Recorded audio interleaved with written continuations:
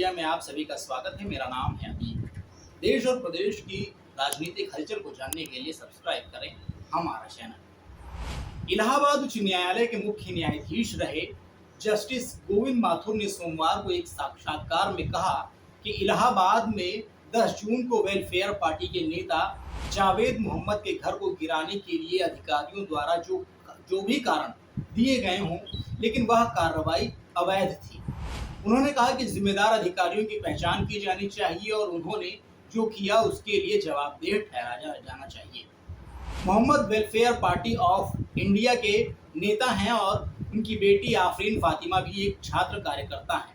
उनका घर, जो असल में जावेद मोहम्मद की पत्नी के नाम पर है, को इलाहाबाद विकास प्राधिकरण ने रविवार को नोटिस दिए जाने के कुछ घंटों के भीतर निर्माण नियमों के उल्लंघन का हवाला देते हुए ध्वस्त कर दिया था।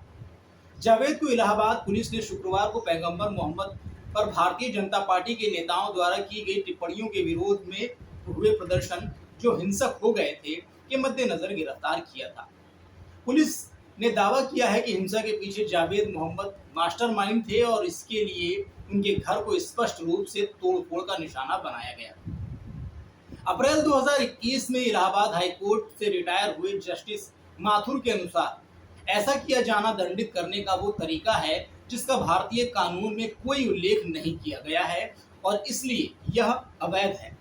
उन्होंने कार्रवाई को खेदजनक और दुखद बताते हुए कहा कि यहाँ कानून के राज का महज उल्लंघन नहीं हुआ, बल्कि ये जानबूझकर की गई कानून की अवहेलना है जो एक सभ्य समाज में नहीं होनी चाहिए, वो सब हुआ है।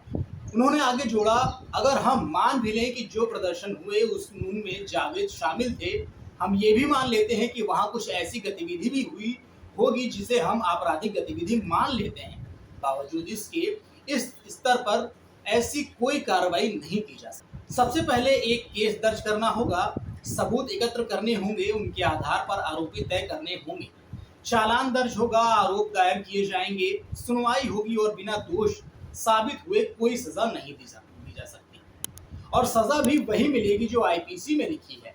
उन्होंने यह भी कहा कि किसी के आपराधिक गतिविधि में लिप्त होने पर मकान ढहा दिया जाना मनमाना है। उन्होंने कहा कि ऐसे तो कानून और पुलिस की जरूरत ही नहीं है, आप जो चाहे फैसला लीजिए और सजा दीजिए। ये कहा जाना कि वे किसी आपराधिक गतिविधि का हिस्सा थे इसलिए ये कार्रवाई हुई, अतार्किक बात है जिसे स्वीकार नहीं किया जा सकता है। उन्होंने ये भी कहा कि किसी भी अपराध के लिए इस तरह मकान ढहा नहीं सकते क्योंकि आईपीसी में ऐसा दंड बताया ही नहीं गया है। कारावास हो, जुर्माना लगाया जाए वो बात अलग है, लेकिन किसी इमारत को ढहा दिया जाए ये कानून में कहीं नहीं कहा गया है।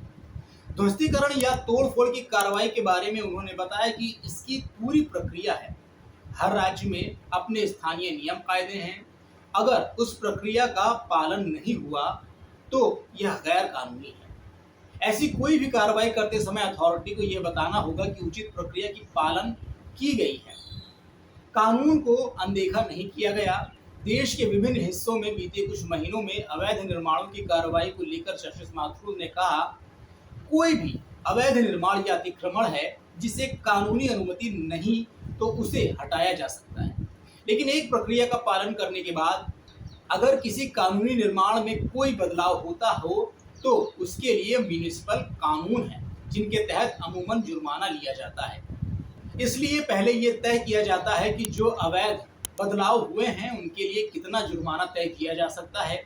इन्हीं वजहों से उचित प्रक्रिया का पालन किया जाना जरूरी है। इसकी अवहेलना किसी सूरत में नहीं की जा सकती। जहां कहीं ऐसा किया गया वो मनमानी कार्रवाई है। जस्टिस माथुर ने इन विध्वंस की कार्रवाई से देश में मुसलमानों के मन में भविष्य को लेकर आशंकाओं के बारे में कहा, ये समझना महत्वपूर्ण है कि यह केवल अल्पसंख्यकों से संबंधित मुद्दा नहीं है। यदि कोई समुदाय असुरक्षित महसूस कर रहा है तो यह पूरे देश के नागरिकों के लिए चिंता का विषय है।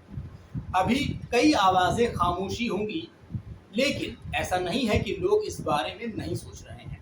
उन्होंने भारतीय न्यायिक प्रणाली में अपना विश्वास जताते हुए कहा कि जावेद मोहम्मद और उनके परिवार को इंसाफ मिलेगा।